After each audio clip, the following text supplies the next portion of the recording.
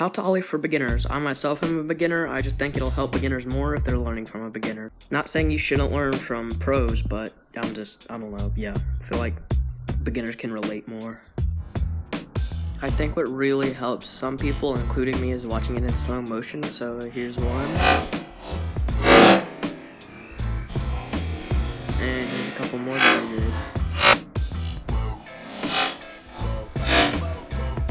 Most of you have probably heard this like a million times, but it really does help. If you just practice popping your back foot, sliding your front foot, it just helps so much.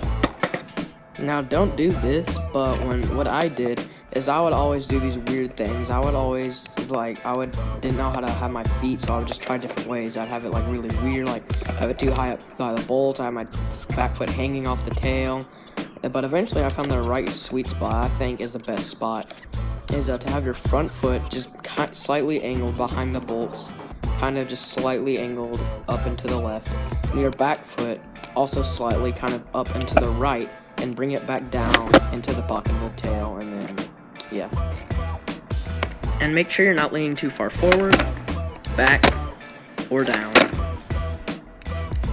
And this goes with almost every trick, but make sure your shoulders are aligned with your toes. So yeah, that helps with almost every trick. And make sure you're not, like I said, don't bend down too far. Just kind of pretend like you're Wii Fit training. And yeah, just don't bend down too far. Just kind of pop a squat, and yeah.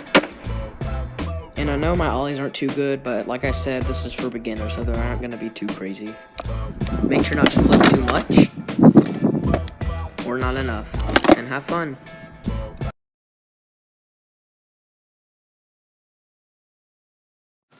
How to ollie for beginners. I myself am a geese.